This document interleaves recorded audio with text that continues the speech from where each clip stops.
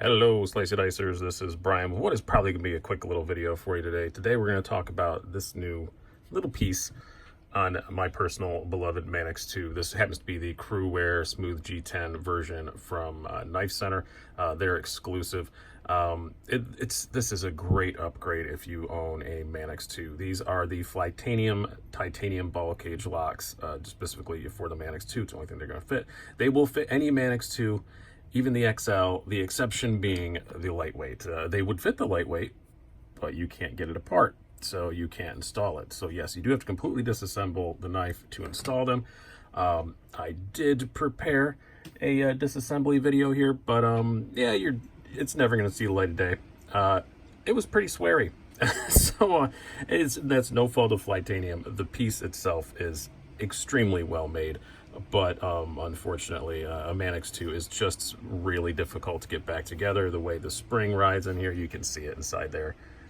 The spring always goes flying. You never quite have enough hands. The pivot's a bit difficult to line up and get locked back together. And yeah, I don't want that many swears on my channel. Yeah, I trash it. It's never going to see it. Maybe you'll see it in a blooper video someday or something like that if I ever do one of those.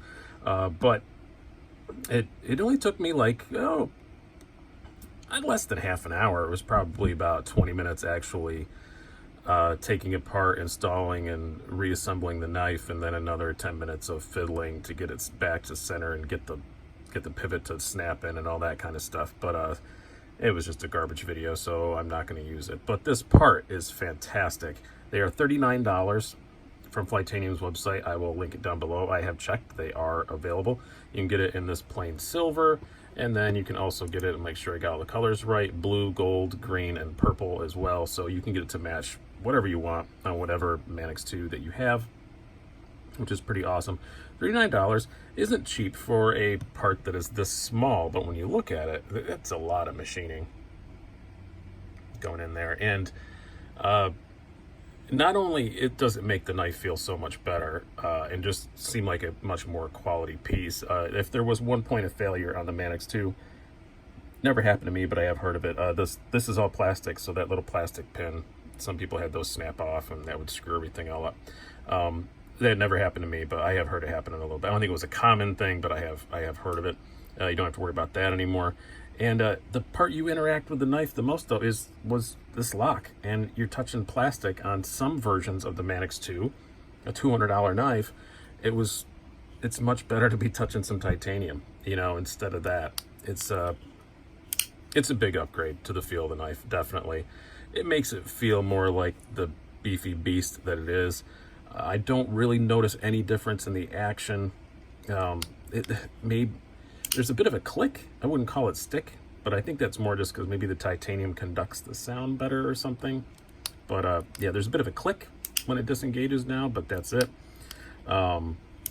Action feels exactly the same. It's just a nicer thing to grab a hold of. The jimping's a bit more aggressive, but I don't mind that. That's fine.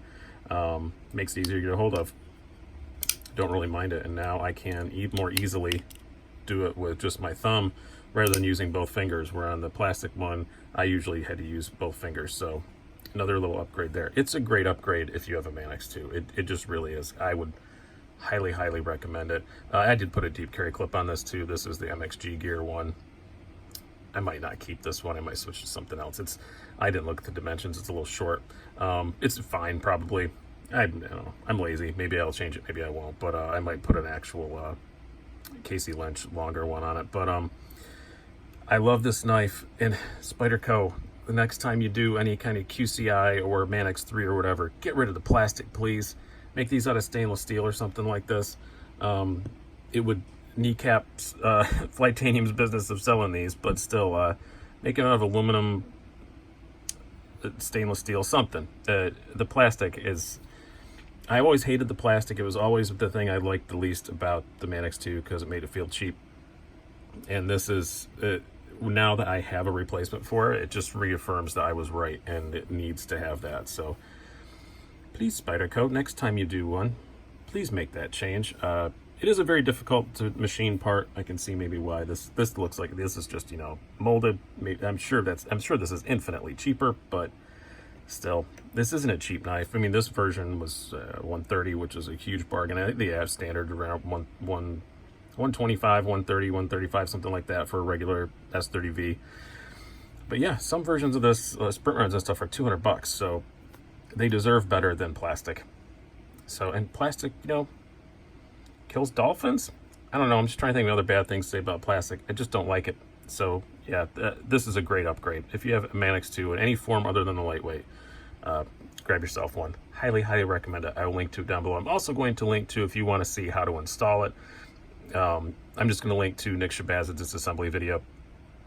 He did a good job. He had a bit of troubles too. I had the same troubles that he had, but he has a much better restraint for not swearing than me. So I'm just going to link to Nick Shabazz' disassembly video down below, and you can see if you want to know how to properly install one. He does a very good video detailing exactly how to take one of these apart and put it back together and what makes it difficult.